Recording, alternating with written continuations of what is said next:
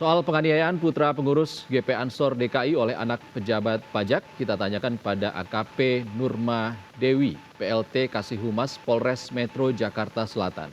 Selamat sore, Bu Nurma. Halo, Bu Nurma, selamat sore. jadi korban yang Selamat sore, Mas. dianiaya diduga masih di bawah umur, masih anak-anak. Bagaimana ancaman pidana pada tersangka? Jadi untuk ancaman pidana yang kita terapkan adalah Undang-Undang Perlindungan Anak dengan pasal 76C, kemudian juga di pasal 80 ayat 2 ya, Undang-Undang Perlindungan Anak dengan ancaman 5 tahun penjara. Bu Nurma, motifnya apa Bu yang diketahui polisi sejauh ini? Jadi setelah kita memeriksa saksi-saksi, kemudian juga kita sudah meminta keterangan bahwa motifnya adalah permasalahan yang selisih paham antara teman dan teman dekat gitu. Jadi antara dua belah pihak berselisih paham. Kemudian terjadilah penganiayaan yang mengakibatkan korban sekarang masih di rumah sakit. Ada selisih paham antara tersangka dan korban. Selisih paham antar teman. Apakah korban dan tersangka ini sebelumnya memang statusnya teman? Iya teman, betul teman. Jadi sama-sama teman. Oke. Itu yang kita mintain keterangan. Soal perbedaan plat nomor kendaraan yang dipasang pada saat penganiayaan dan juga pengamanan oleh kepolisian dan kemudian berganti, seperti apa? Apa status plat nomornya sebenarnya?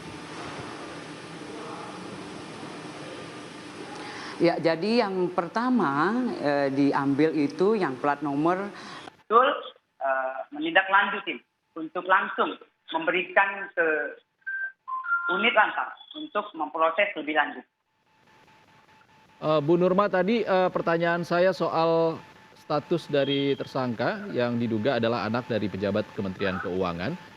Pertanyaan saya adalah, benar MDS adalah anak dari pejabat Kementerian Keuangan? Kita masih mendalami, ya. Jadi kita masih mendalami. Yang jelas kasus penganiayaan atau kasus pidananya yang kita harus proses segera. Perwakilan dari keluarga tersangka sudah datang ke kantor? Untuk sementara ini kita masih memproses saksi-saksi, kita meminta keterangan dari saksi-saksi yang melihat dan mendengar. Bu Nurma, dari kronologi informasi yang tersebar, dugaan yang memukul ada 4 orang yang ikut di dalam TKP. Kenapa hanya ada 1 tersangka? Ya, jadi kita setelah memeriksa saksi-saksi dan meminta keterangan jelas di TKP itu yang 1 orang yang melakukan penganiayaan atau kekerasan anak. Jadi 1 orang yang sudah kita tetapkan menjadi tersangka. Untuk yang 3 saksi lain saat ini statusnya seperti apa, Bu? Jadi masih saksi. Jadi mereka kemarin ya 3 orang sudah kita minta.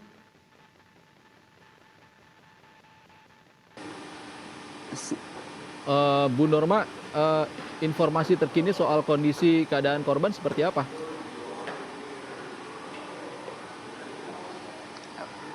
Untuk sekarang kondisi masih dirawat di rumah sakit Medika.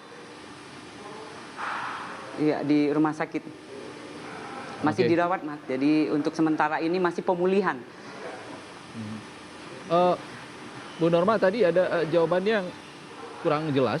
Ingin saya tanyakan lagi, orang tua pelaku apakah sudah berkunjung ataupun melakukan kunjungan ke kantor polisi, dan juga orang tua korban apakah sudah dipertemukan untuk melakukan mediasi?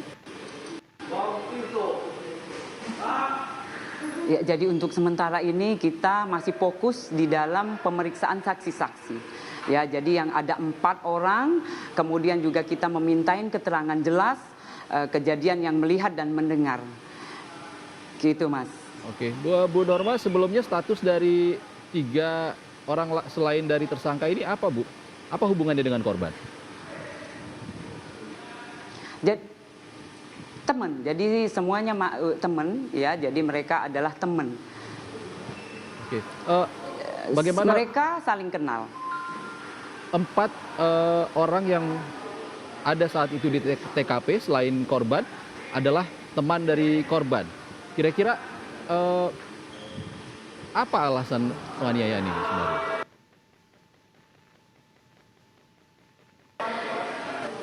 Ya, salah paham ya antara kedua belah pihak yang motifnya sudah mereka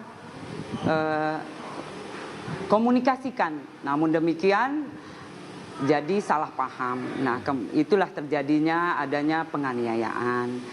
Gitu, Mas. Jadi Baik, itu terima kasih. Baik, terima kasih. Nanti kami Waktu akan itu, akan tanyakan lagi bagaimana update dari penyelidikan dari pihak kepolisian terkait dengan kasus ini. Terima kasih AKP Nurma Dewi, PLT Kasih Humas Polres Metro Jakarta Selatan sudah berbagi di Kompas Petang.